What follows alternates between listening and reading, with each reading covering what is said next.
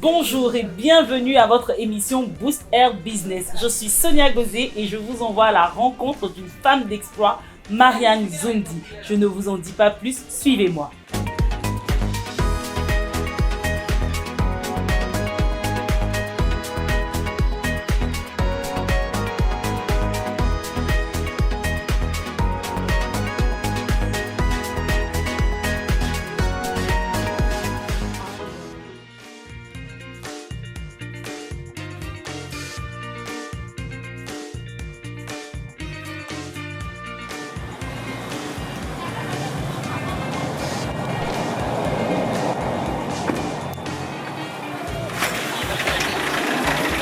Bonjour. Bonjour, comment vous allez bien?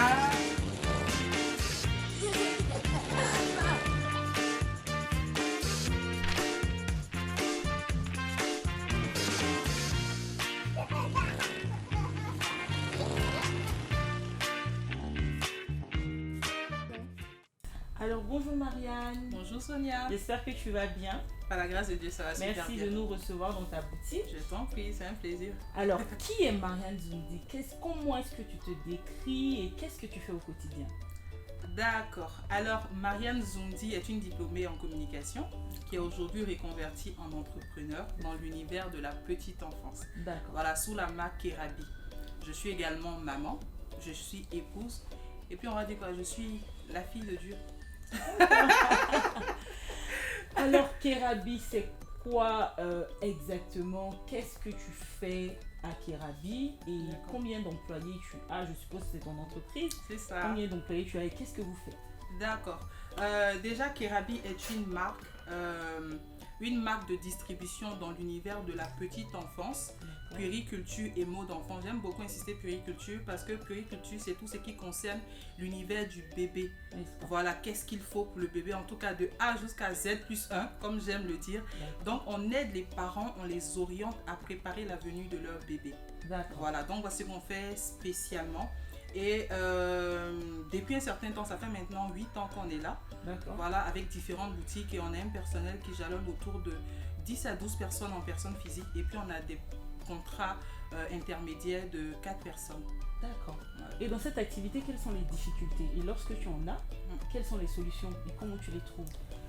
Bon, faut dire que c'est pas facile comme tout projet entrepreneurial qui est vraiment super challengeant, surtout pour un domaine que tu ne maîtrises pas, parce que comme j'avais dit à l'entame, je suis diplômée en communication. D'accord. En communication, sur les bancs, j'ai eu à travailler pour certains services.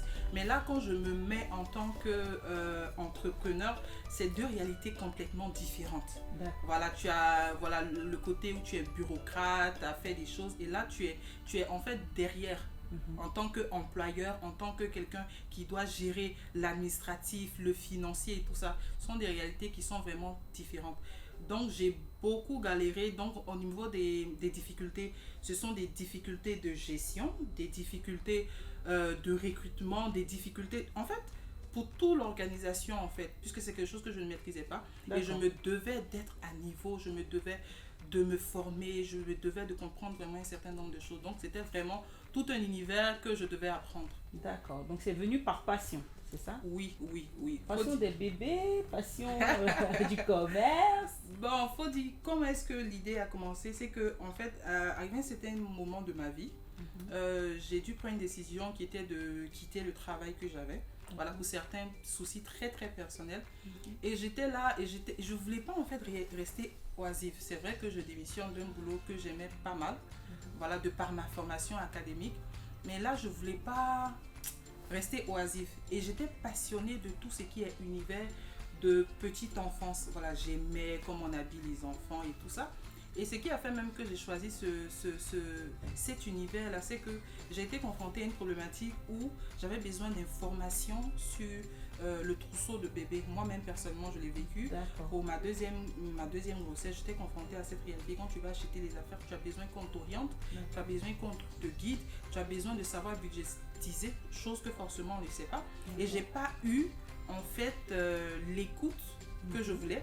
J'ai pas eu l'attention, les conseils que je voulais. Donc je me suis dit, c'est un marché qui peut être bien. Je peux répondre en fait à ce besoin-là.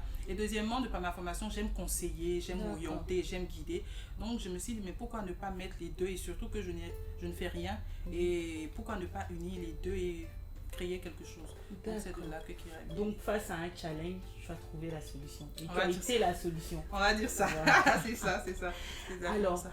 Pour moi, la question que je voudrais te poser, c'est, tu es une femme d'exploit, très certainement parce que tu as le Seigneur Jésus. C'est ça.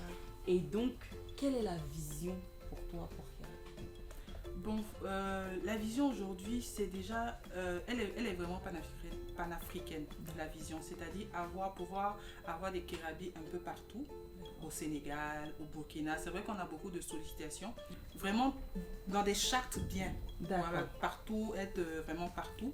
Et on a déjà un site internet qui est super bien. Fait de ce site internet là le leader, voilà, la référence en matière de distribution de tout ce qui est univers de la petite enfance. D'accord. Comment ça a commencé?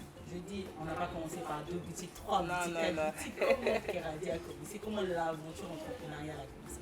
Quand on quitte son travail, qu'on décide de répondre à une préoccupation que soi-même on a eue, comment on commence, on se lance?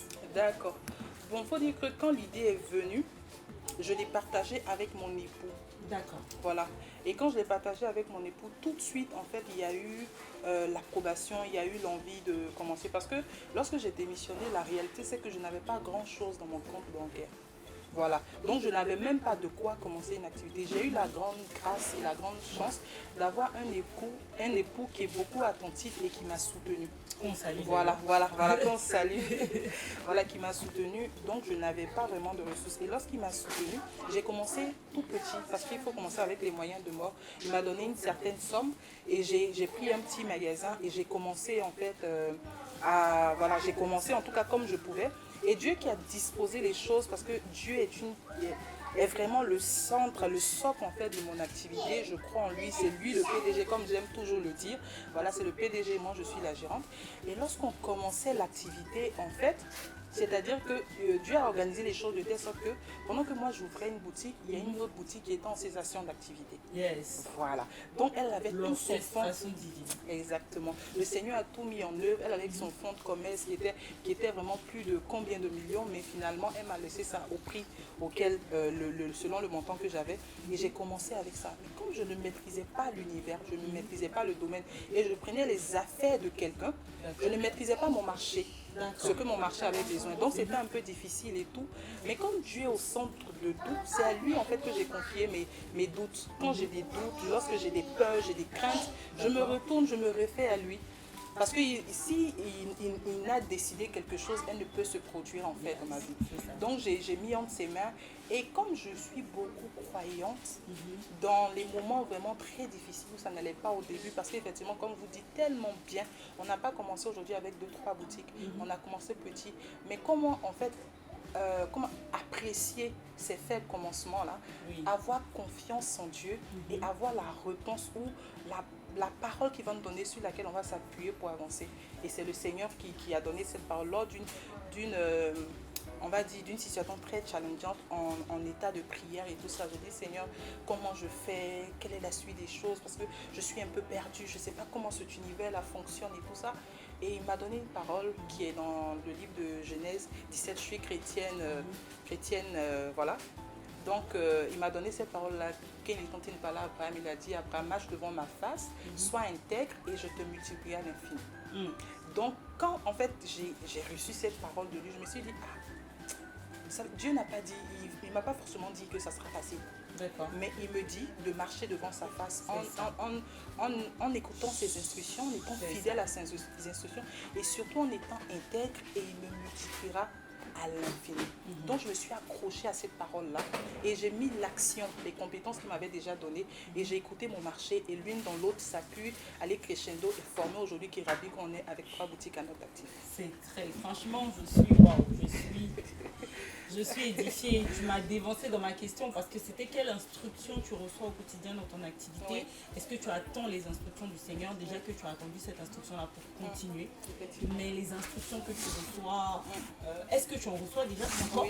Oui. Toujours. C'est le carburant qui fait rouler la machine. J'en reçois toujours parce que je me réfère tous les jours à lui. Comme je dis, c'est lui qui m'a appelé, c'est lui qui m'investit des capacités, de tout ce qu'il faut que je puisse donner à un futur parent. C'est lui qui me dit. Et c'est lui qui m'a appelé à cette activité. Moi, je crois beaucoup en la parole. Et la parole, elle ne ment pas. Donc, moi, je suis comme, on va dire, un enfant. Moi, ce que je lis, je crois en fait en cela. Et pour toutes les choses, pour mon pour mon personnel, pour toutes les choses, je me réfère toujours à Dieu, à Saint-Esprit. Et mon avantage le plus précieux, c'est le Saint-Esprit. Et en toute situation, je me réfère toujours à lui. Et Dieu, par sa grâce, il répond également tous les jours. Voilà. On est content. Franchement, le Seigneur fait des exploits avec les femmes. Et ma dernière question, qu'est-ce que tu peux dire à une femme qui a encore peur de se lancer dans l'entrepreneuriat, qui a encore peur de se lancer dans ses rêves? Oui. Bon, déjà, de prime abord, je veux dire, tout à l'heure, vous avez dit quelque chose, une femme qui pense qu'elle n'a rien. On a toujours quelque chose. On a un capital fort qui est en nous. Et tout ne se résume pas forcément à l'argent. C'est vrai que j'ai eu un accompagnement de mon époux, mais je me dis, en fait, avant d'avoir l'accompagnement de l'époux, j'ai conçu quelque chose. Et cette simple idée de conception, de pouvoir faire cette activité, c'est une richesse. D'accord. Voilà, donc on part pas avec un handicap, on a toujours quelque chose. Et je veux dire à quelqu'un, pour celui qui croit, que tu sois chrétien ou tu sois d'une autre religion, si tu crois à un Dieu, tu crois qu'au-dessus de toi, il y a un créateur, sache que tu es capable de réaliser tout sur cette terre, il n'y a rien qui t'est impossible. La seule chose que tu as besoin de prendre conscience, c'est de ton identité en tant que créature divine. Si tu es conscient de cette identité-là, en fait, il y a tout que tu peux accomplir toutes choses. Et si tu es chrétienne comme moi, la parole déclare que avant qu'on ne naisse, Dieu avait des plans pour nous. Il avait une destinée particulière pour nous. Donc Dieu a déjà tout tracé. Maintenant, il faut chercher à aller vers ce Dieu-là. Ta parole dit que tu as une destinée pour moi. Ta parole dit que tu as des plans pour moi. Seigneur, révèle-moi ces plans-là. Montre-moi comment c'est censé. Montre-moi ce que je dois faire. Et le Seigneur, c'est le Dieu qui répond. Si tu le cherches de tout ton cœur, tu cherches, si tu as une activité que tu veux faire, vas-y Seigneur, montre-moi. Il va te répondre. Et tout de suite, je pense à cette personne qui dit, mais moi, je ne sais même pas quoi faire. Toi encore, peut-être, tu savais que tu étais passionné de l'univers, de la petite enfant, tu as une formation académique qui te donnait cette aptitude-là, conseillère orientée, tu savais, mais moi, je ne sais même pas de quoi, qu'est-ce que je sais faire et tout ça. À ces personnes, également, je dirais, même si tu ne sais pas quels sont les potentiels que tu as, sois dans l'action. Sois dans l'action. Dans l'action, petit à petit, le Saint-Esprit va te révéler. Parce que Dieu ne se révèle pas si tu es statique, tu es assise. D'accord. Même si aujourd'hui, tu ne sais pas c'est quoi ton appel, ce que tu trouves à faire, fais-le. Si tu as la possibilité de vendre, je ne sais pas, n'importe quoi, des tomates, vends. Mais dans les tomates, là, tu vas rencontrer une connexion, mais quelqu'un qui va te dire quelque chose qui est en rapport avec ta destinée. Mais soyez dans l'action, croyez en vous. Et vraiment, en fait, à chaque fois que je parle de ça, je suis émue parce que je me dis que il faut vraiment que les femmes ou bien toute personne puisse réaliser son identité en Christ. Et quand tu as cette identité-là en Christ et que tu crois en Dieu, les choses coulent de source. Quand on croit en soi et qu'on connaît son identité, les choses coulent de source. C'est ce que nous dit Marianne Nzoundi, qui est une femme d'exploit. Nous avons été très, très, très heureux de découvrir son univers, de rencontrer une femme de foi, de rencontrer une femme de challenge, de rencontrer une femme qui gagne ses victoires. Et je pense que toi aussi, tu peux le faire.